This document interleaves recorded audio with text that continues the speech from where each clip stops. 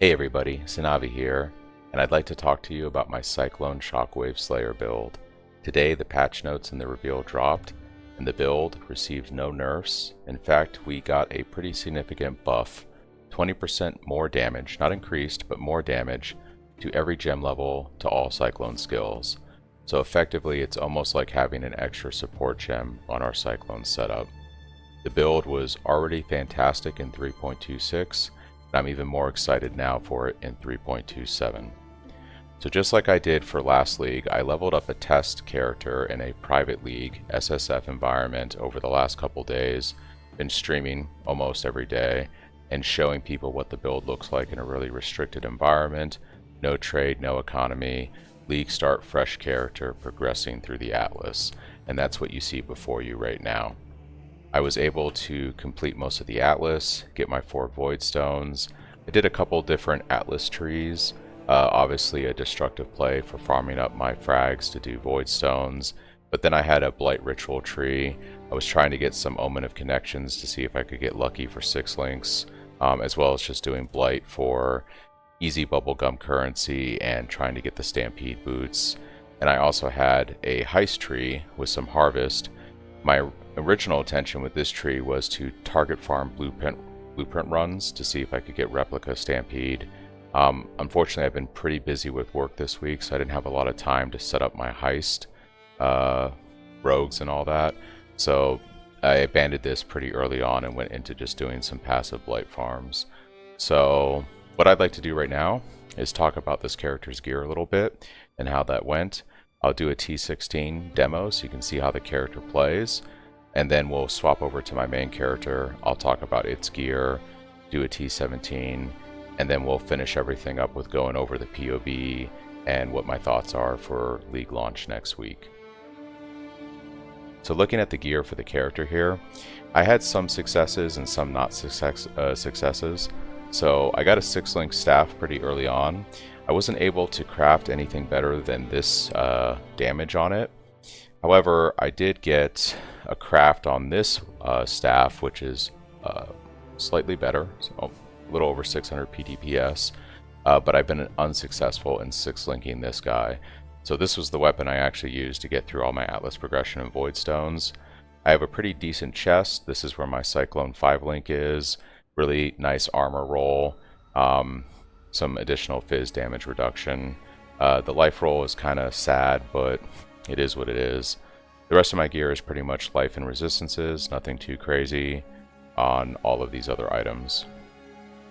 I did get pretty lucky with a Rumi's concoction. This came from a nameless seer when I was doing some random mapping a few days ago. This is pretty nice to get an SSF early on because it really helps you scale your attack and spell block.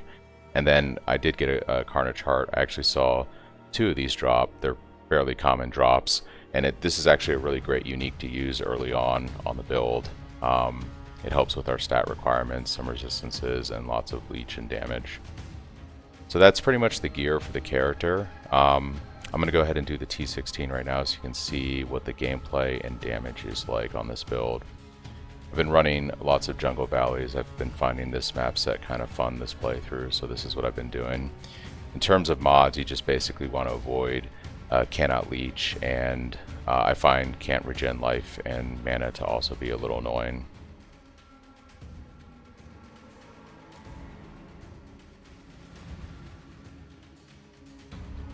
So yeah, basically we're going to run in and pop our Blood Rage, and then just start spinning to win.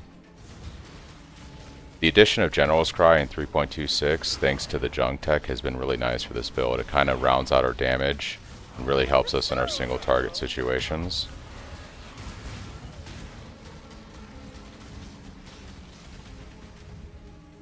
And I'm mostly just going to ignore loot. I'm just going to go through and just kind of kill stuff so you can kind of see what the gameplay and how it feels.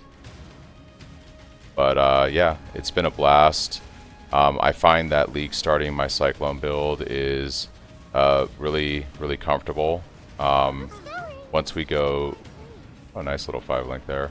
Once we go General's Cry and Cyclone in Act 3, you pretty much just breeze through the rest of the campaign. And yeah, getting through the Atlas, progressing through white, yellow, and red maps just feels super cozy. With the General's Cry working in conjunction with Cyclone.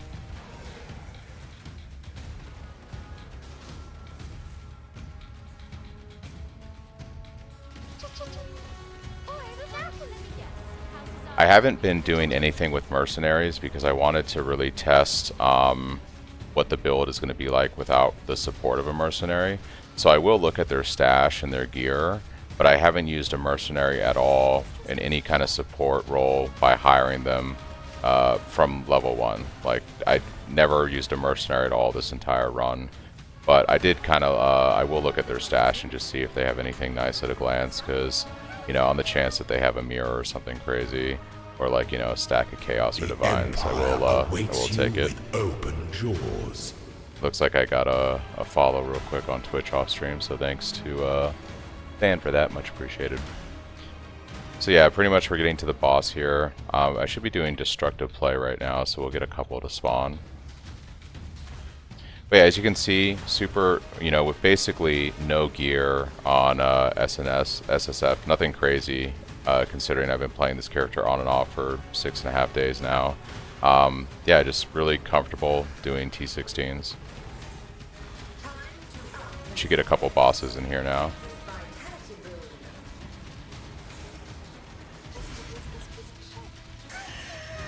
And that's pretty much it for, yeah, mapping. So I'm going to go ahead and swap over to my main character right now, and we can kind of go over that real quick.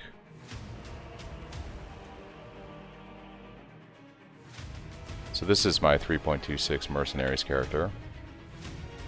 I really enjoy the water-themed MTX, and I believe I'm using the, I think I took the MTX off this guy, but people ask all the time. I really like using the Sharknado. So it looks like this right here. You can get the little shark spinning around you. So looking at the gear on my main character, let's kind of talk about this a little bit. Obviously this is heavy investment. I played this for weeks in 3.26, so we have a lot of divines in this gear now. We'll start with the weapon, which is the main thing to look at here. So basically almost 1000 PDPS. I have a whole video on my YouTube channel on how I crafted this, but essentially we got our prefixes squared away, then we did some harvest crafting to get the attack speed, at which point I blocked it and then slammed it with a Shaper's Orb, which was new in 3.26, the Elders and Shaper's Orbs. I was hoping to get like one of the crit modifiers, but I ended up getting +1 to power charges, which is also fine. And then I just finished it off with the bench craft there. So this was fairly expensive to craft, but this was the weapon that carried me through everything I wanted to do in 3.26. Another notable item is the chest. I didn't bother to craft this, I just bought this I think for around 25 divine. And the key things I was looking for here was the ignore stuns while using socketed skills. So this is where we place our Cyclone. This gives us that stun immunity. Also the -20 to total mana cost is super nice. The apply additional curse, and then the attacks have crit strike chance. I will probably craft this chest myself in 3.27 because I would prefer to do it with as high of an armor roll I can get, but I ended up with 3300 here, which is pretty good. And then obviously we're running a Mage Blood. I have that set up with my flasks here. And then we have our Progenesis. A lot of people ask me survivability in the late end game. Because we're playing high attack and spell block, once we don't block and we do take a big hit, this is where the Progenesis comes in. So this really helps us out with taking those big hits. It staggers the damage for a couple seconds, but most of the time you're going to block everything because, you know, once you have your Flame and Flesh jewels on this build, which I have somewhere on my tree here. I should have one of the, there's Forbidden Flame there, and then Flesh is probably somewhere over here. That's my Watcher's Eye. There's Flesh. So we get our Gladiator Ascendancy from those 2 jewels, which helps us scale our lucky block. But yeah, you will eventually not block, and that's where Progenesis comes in and gives us that other layer of defense. And then for, obviously we're running Stampede because we are running Cyclone of Tumult. For our Helm, Abyssus, You don't have to run Abyssus if you don't want to be as squishy, but you do get a ton of damage from Abyssus. The thing I didn't do on this character was do the shenanigans to get like a double influenced or double anointed, I should say, Abyssus. But there's a whole strategy for doing that, and if I do that in 3.27, I will post a video on that too. And then my gloves were just basically resistance is life, armor, obviously amethyst rings for the chaos resistance, as well as this one in particular has our additional curse on there. So we have our assassin's mark with mark on hit, but we're also having vulnerability on hit.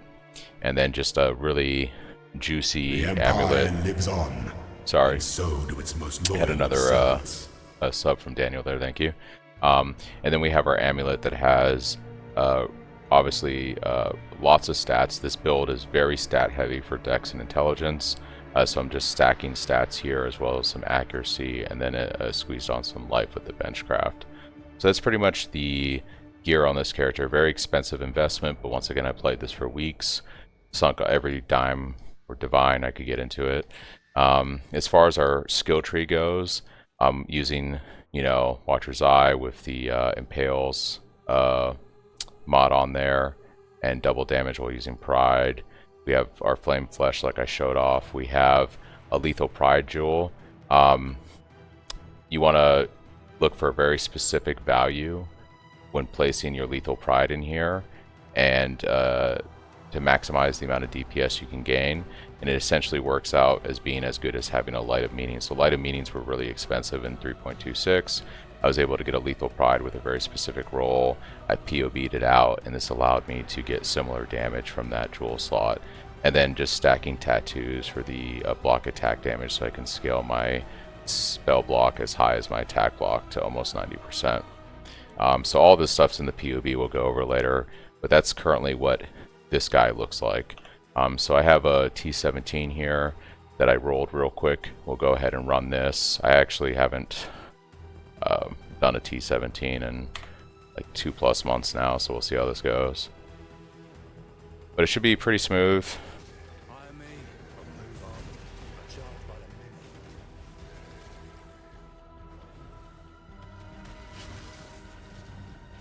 I think I'll just beeline for the boss real quick, but you can kind of see the kind of damage we have on this build right now. We just mow down everything that we come across. And I have regexes in my POB for what mods to avoid on T17s. There's a couple that I generally just don't like personally, and then there's a few that just don't feel good with this type of build in particular. But yeah.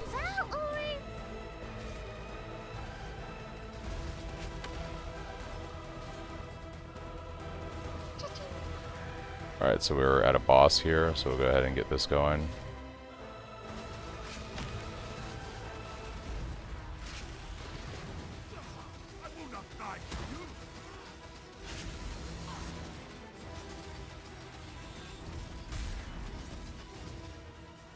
I don't even think I'm using General's Cry right now, so there's that too. So let me go ahead and put down some corpses so our General's Cry is going off. That was all just Cyclone right there.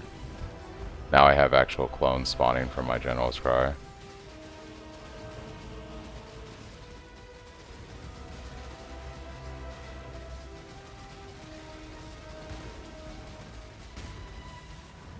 So yeah, that's pretty much build. Let's actually collect the frags that drop here. We got those. But yeah, nothing too crazy. So yeah, I mean, with the kind of investment you put in, you can do T17s, you can do Ubers, you can do whatever in the game you want to do. But it does require some investment to be able to do the end game as comfortably as you're seeing right now.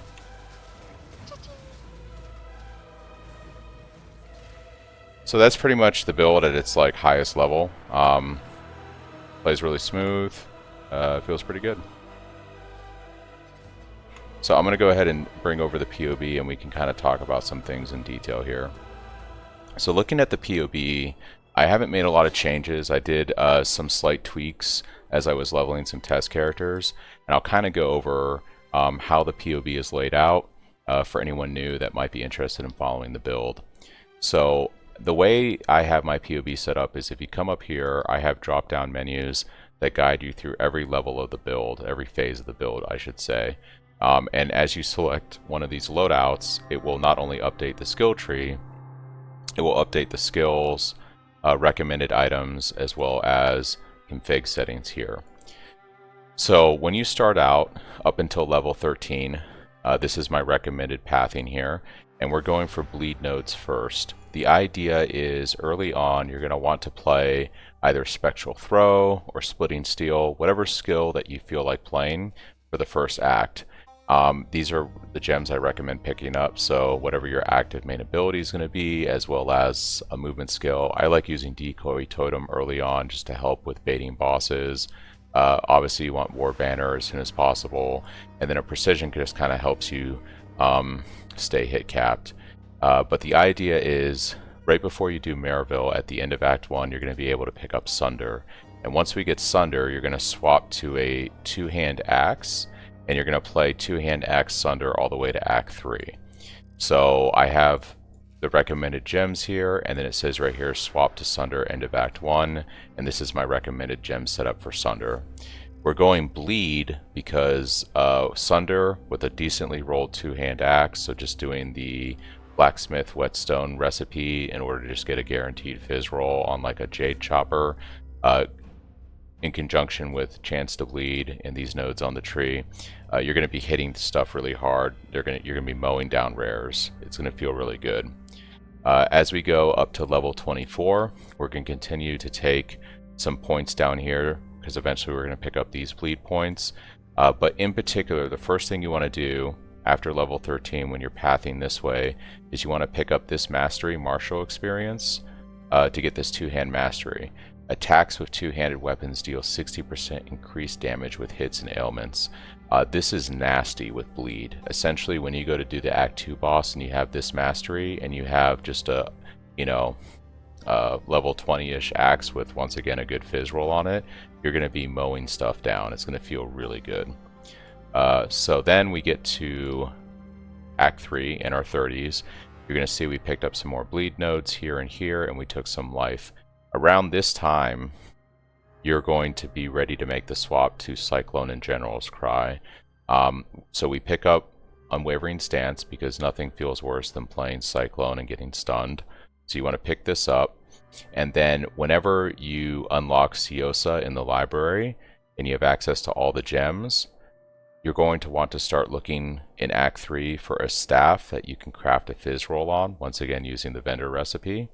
And once you have your staff and Ciosa unlocked, so you can see here I recommend a staff with just, the vendor recipe mod on there, you're going to make the swap to Cyclone. And I have that in the skills section here. So you're going to be running Sunder through Act 2 and 3. And then once you have Ciosa and a staff, you're going to swap over to Cyclone, 3-link setup, General's Cry, 3-link setup. And this right here will carry you through the rest of the campaign. You're also going to want to pick up a Desecrate from Ciosa. You don't have to level it past 1 because you're going to have to use Desecrate a few times on bosses, so you have corpses nearby for your General's Cries to summon. So you swap to this at the end of Act 3. Once we get to Act 4, you're going to use Respecialization and Gold to get out of all the bleed nodes. You're going to drop all those bleed nodes we took, and you're going to start repathing your tree like this. You're going to change your mastery up here. We were using attacks with two-handed weapons. Now we're using... lives on, and so do its most loyal of servants. Thanks, Michael, for the sub. Now we're using 40% increased damage with hits and rares against unique enemies because we're not doing dot anymore. It's all about how hard we hit, right? So now this is what your tree will start to look like going into Act 4, Act 5. We're going to pick up Resolute Technique while we're leveling because this is just going to make things feel a lot better, and we don't have to worry about hit. As you can see, we keep progressing through the loadouts. Level 58, we continue just to follow my guide and select points on the tree. You can see if you look at skills, I'm recommending what the links should be. So at this point, you should have 2, 3 links or 4 links going, and these are the gems I recommend, as well as any support gems. So like a Poacher's Mark with Mark on hit, having your Blood Rage, what auras I recommend. Now, one of the questions I get is, how long should I stay Resolute Technique?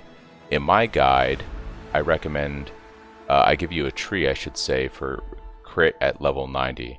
My recommendation, and I have it here in the notes section of the POB, is to swap to crit as soon as possible. So basically, by the time you're about to finish the campaign around level 68, what I would recommend is swapping some points around to make the change over to crit. So you can either change some points on this tree, or you can start speccing at this point into some stuff. You can take this cluster right here, Eagle Eye, into this mastery. This is going to give you a lot of accuracy and crit chance, which should help you with your hit. So you can drop Resolute Technique.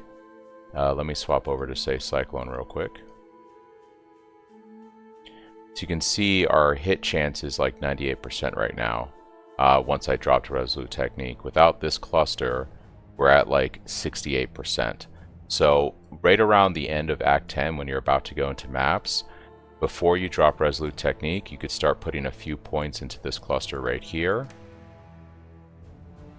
You can drop Resolute Technique, and you're basically at hit cap. And now you can kind of start putting points into crit. Like, you can swap your build over to crit. So while my POB doesn't give you a crit version until level 90, I actually recommend swapping to crit whenever you can get your hit comfortably capped. And a good way of doing it is running Precision Aura and also using this cluster right here. If you don't feel comfortable deviating from what is in my POB, that's perfectly fine. You can still run Resolute Technique, you know, all the way through white and yellow maps, but eventually you're going to want to swap over to crit like I have here. So you're just going to keep following my loadouts all the way through. And you can see around level 90, I have the crit tree here. You can see we have that cluster right here, because that's a really good way of getting our accuracy and some crit chance. And you can see I keep updating my skill gem selection recommendations. As far as gear goes, while you're leveling, I don't really recommend gear through most of the campaign. At some point, I think it's around level 77, I start to give you example gear sets. So basically, through the campaign, you just want to pick up items that have life and resistances.